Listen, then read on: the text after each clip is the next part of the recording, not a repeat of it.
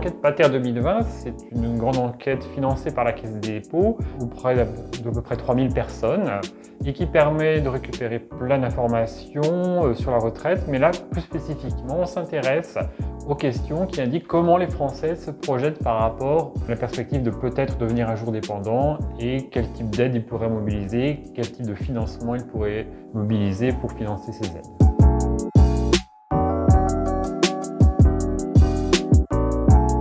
Alors la dépendance est un sujet de politique publique majeur, où on le voit aujourd'hui, au moment où d'ailleurs les débats sont un peu relancés sur le sujet, avec peut-être la perspective d'une nouvelle réforme législative de la prise en charge de la dépendance. La Caisse des dépôts est un grand intervenant en matière de politique publique, et déjà sur les questions de dépendance, elle joue un rôle via par exemple le financement des EHPAD et les établissements d'hébergement de personnes âgées dépendantes. Alors on a cherché à interroger des personnes avant l'âge où on devient dépendant, donc typiquement des personnes de moins de 80 ans, en leur demandant un peu comment ils se projetaient. La première question qu'on leur a posée, c'est « Est-ce que vous estimez probable, en gros ou pas, de devenir un jour dépendant ?» La première leçon que l'on a, c'est que sur 8 répondants, 7 considèrent qu'il y a au moins une chance sur 2 qu'ils deviennent eux-mêmes un jour dépendants. Après, tout le monde ne répond pas exactement de la même manière. On voit qu'ils sont plus sensibles au risque de devenir un jour dépendant et donc le jugent plus probable, notamment les personnes un peu plus diplômées, les personnes qui ont déjà été confrontées à la perte d'autonomie d'un proche, et puis surtout les personnes qui se déclarent spontanément en mauvaise ou très mauvaise santé. On voit qu'elles sont beaucoup plus nombreuses que les autres à considérer comme probable le risque de devenir dépendant.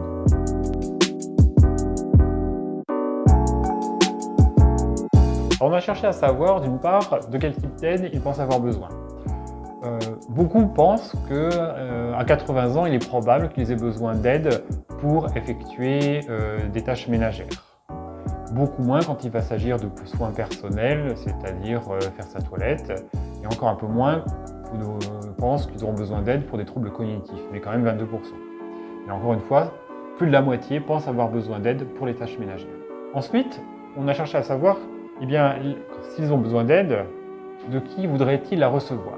Très majoritairement, les personnes interrogées récusent l'idée que leurs enfants doivent être amenés à les aider, que ce soit en venant directement leur consacrer du temps ou les aider financièrement. C'est vraiment une perspective qui est très mal vécue par les répondants. En revanche, après, quand on leur demande « Envisageriez-vous que votre conjoint vous aide ?»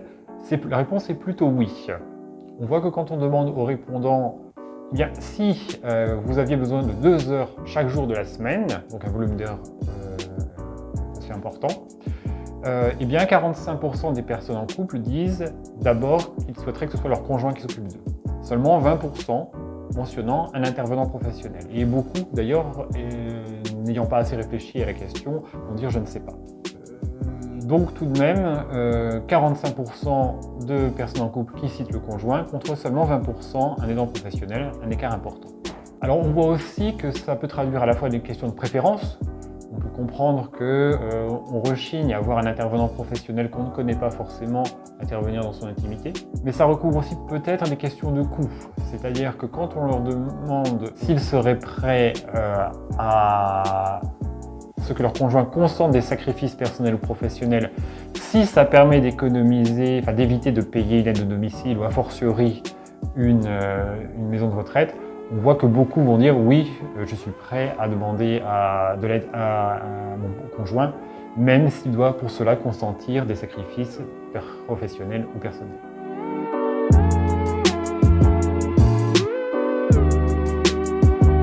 La question des coûts et des financements possibles est très structurante dans les réponses. Alors ce que l'on voit d'abord, on a cherché à vérifier si les personnes interrogées avaient une bonne appréhension des coûts effectifs de la prise en charge de la dépendance, en leur demandant typiquement à combien pour vous revient une prise en charge en maison de retraite ou en EHPAD.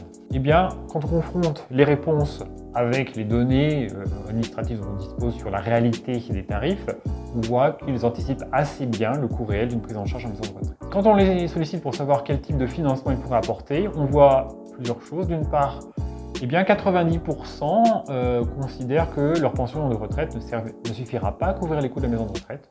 Et les 2/3 que, même en mobilisant l'intégralité de leurs ressources, ils n'arriveront pas à financer la maison de retraite. Et ça, on l'observe à peu près dans toutes les tranches de revenus, même si bien sûr, c'est un peu plus marqué chez les personnes les plus modestes. Et ensuite, quand on leur demande quel type de financement ils pourraient mobiliser, justement, pour financer une maison de retraite, on voit qu'ils sont assez peu nombreux, à peine 40%, à mentionner les aides publiques, notamment l'APA, l'aide personnalisée à l'autonomie.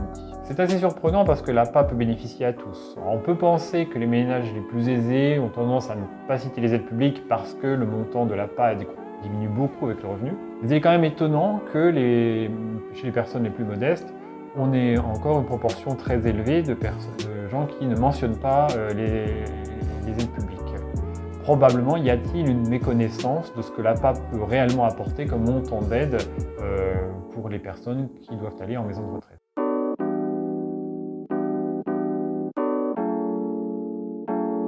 Probablement qu'un des enjeux est de mieux faire connaître les prises en charge publiques possibles de la dépendance et notamment le fonctionnement de l'APA. Non, pas vraiment de constat d'étonnement. On a également cherché à savoir s'il privilégiait plutôt une liberté d'assurance ou une assurance obligatoire. Une assez nette majorité se prononçait plus en faveur de l'assurance obligatoire pourvu qu'elle permette à tous une prise en charge de qualité. Une prise en charge de qualité, c'est un peu ça le nœud du problème. L'assurance obligatoire est plutôt bien perçue si on a garanti qu'elle offre une couverture de qualité à tous, avec évidemment après des proportions qui sont favorables ou pas, dépendent un peu des profils, ceux qui anticipent davantage d'être dépendants étant, sans surprise, davantage favorables à une obligation d'assurance.